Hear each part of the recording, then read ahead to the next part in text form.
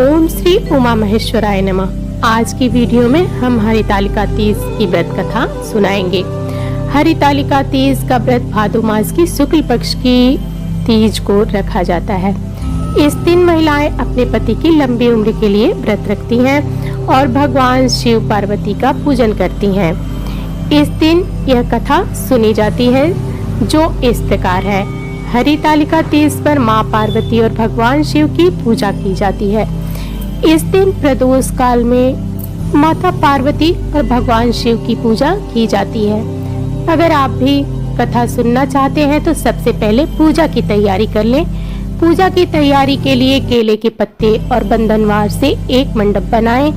इसके बाद जमीन पर आसन बिछाएं और फिर व्रत का संकल्प लें। फिर माता को वस्त्र, फूल, चंदन चढ़ाएं और धूप, दीप, नैवेद्य चढ़ाएं। इसके बाद फल अर्पित करें। इन सभी के छोटे मंत्र होते हैं जिसे आप बोलकर ये चीजें अर्पित कर सकते हैं। इसके बाद ये कथा सुने। कथा इस प्रकार है। श्री परम पावन भूमि कैलाश पर्वत पर विशाल वट वृक्ष के नीचे भगवान शिव और पार्वती सभी गणों सहित बाघांबर पर विराजमान थे। बलवान वीरभद्र, भृंगी, शृंगी और नदी अपने अपने पैरों पर सदाशिव के दरबार की शोभा बढ़ा रहे थे। इस अवसर पर महारानी पार्वती ने भगवान शिव से दोनों हाथ जोड़कर प्रश्न किया कि हे महेश्वर, मेरे बड़े सौभाग्य हैं जो मैंने आप सरीखे पति को वर्ण किया है। क्या मैं जान सकती हूँ कि मैंने वह कौन सा पुण्य अर्जन किया है? आप अंतर्यामी हैं, मुझ दासी पर वर्णन करने की कृपा करें। महारानी पार्वती की ऐसी प्रार्थना सुनने पर शंकर जी बोले, तुमने अति उत्तम पुण्य का संग्रह किया है जिससे मुझे प्राप्त किया। वह अति उत्तम गुप्त व्रत है, लेकिन मैं तुम्हें बताता हूँ। वह व्रत भादो मास की शुक्ल पक्ष की तीज के नाम से प्रसिद्ध है।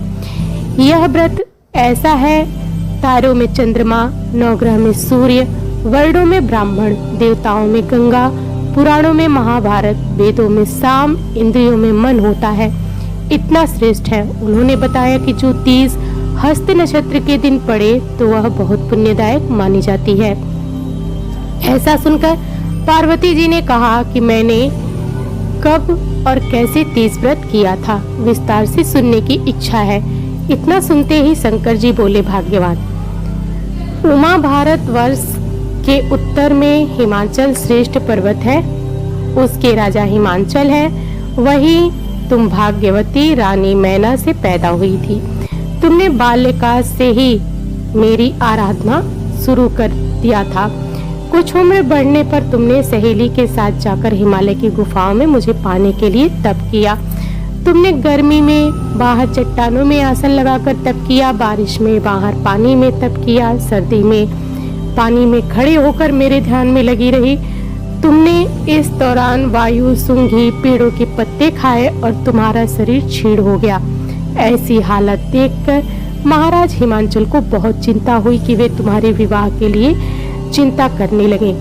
इसी मौके पर नारद देव आए और राजा ने उनका स्वागत किया और उनके आने का कारण पूछा। तब नारद जी ने कहा, राजन, मैं भगवान विष्णु की तरफ से आया हूँ। मैं कहता हूँ कि आपकी सुंदर कन्या के योग्य वर प्राप्त हो। सो वैकुंठ निवासी भगवान विष्णु ने अब आपकी कन्या का वरण स्वीकार किया है। क्या आपको स्वीकार है? राजा हिमाचल ने कहा, महाराज, मेरा सौभाग्य है जो मेरी कन्या को विष्णु जी ने स्वीकार किया है और मैं अवश्य ही उन्हें अपनी कन्या उमा का वाग्यदान दूंगा। यह सुनिश्चित हो जाने पर नारद जी वैकुंठ चले गए और भगवान विष्णु से उनके विवाह का पूर्ण होना सुनाया। यह सुनकर तुम्हें बहुत दुख हुआ और तुम अपनी सखी के पास पहुंचकर विलाप करने लगी। तुम्हारा विलाप देखकर सखी ने तुम्हारी इच्छा जानकर कहा, देवी, मैं तुम्हें ऐसी गुफा में तपस्या के लिए ले चलूंगी जहाँ महाराज हिमाचल भी ना पा सके।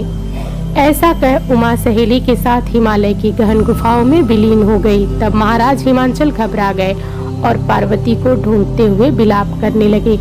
मैंने विष्णु जी को वचन दिया है, वो कैसे पूरा हो सकेगा? ऐसा कहकर बेहोश हो गए। उस समय तुम अपनी सहेली के साथ ही गहन गुफा में पहुंच बिना अन्न और जल के मेरे व्रत को आरंभ करके नदी की वालू का लिंग बनाकर विविध फूलों से पूजन करने लगी। उस दिन भाद्र मास की तृतीया शुक्ल पक्ष हस्त नक्षत्र था। तुम्हारी पूजा के कारण मेरा सिंहासन हिल उठा और मैंने जाकर तुम्हें दर्शन दिए।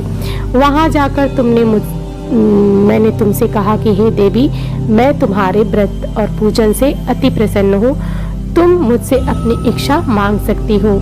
इतना सुन तुमने लज्जित भाव से प्रार्थना की कि आप अंतर्यामी हैं, मेरे मन के भाव आपसे छिपे नहीं हैं, आपको पति रूप में पाना चाहती हूँ। इतना सुनकर मैं तुम्हें एवमस्तु इच्छित पूर्ण वरदान देकर अंतर ध्यान हो गया। उसके बाद तुम बालू से मूर्ति विसर्जित करने पर नदी पर गई, जहाँ नदी तट पर तुम्हारे नगर निवासी हिमांचल के साथ मिल गए। वे तुमसे मिलकर रोने लगे कि तुमने इतने भयंकर वन में, जहाँ सिंह सांप निवास करते हैं, जहाँ मनुष्य के प्राण संकट में हो सकते हैं, ऐसे पिता के घर जाने के निवेदन पर तुमने कहा कि पिताजी, आपने मेरा भगवान विष्णु जी के साथ विवाह स्वीकार किया, इस कारण मैं वन में रहकर अपने प्राण त्याग दूंगी। ऐसा कहकर मैं चली गई। तब वे बोले, शोक मत करो, मैं तुम्हारा विवाह भगवान विष्णु के साथ कदापि नहीं कराऊंगा, उन्हें सदाशिव के साथ करूंगा। इसके बाद महाराज हिमांचल ने रानी मैना के साथ मेरा और तुम्हारा विवाह किया। तो कमेंट ओम जय शिवकारा स्वामी हर शिवकारा ब्रह्मा विष्णु सदाशिव अर्धांगी धारा। ओम जय शिवकारा एकानन चतुरानन पंचानन राजे हंसानन गरुड़ासन विश्वाहन साजे। ओम जय शिवकारा दो भुज चार चतुर्भुज दस भुजयति सोहे त्रिगुण रूप निरखते त्रिभुवन जन मोहे। ओम जय शिवकारा अक्षमाला वनमाला मुंडमाला धारी त्रिपुरारी कंसारी करमाला धारी। ओम जय शिवकारा श्वेतांबर पीतांबर कांतांबर अंगे सनकादिक गरुड़ादिक भूतादिक संगे। ओम जय शिवकारा करके मोदक मंडल चक्र त्रिशूल धरता जग करता जग भरता जग संहार करता। ओम जय शिवकारा ब्रह्मा विष्णु सदाशिव जानत विवेका प्रणवाक्षर में शोभित यह त्रिविलोकिका। ओम जय शिवकारा ओम जय शिवकारा हरे ओम शिवकारा ब्रह्मा विष्णु सदाशिव अर्धांगी धारा। ओम जय शिव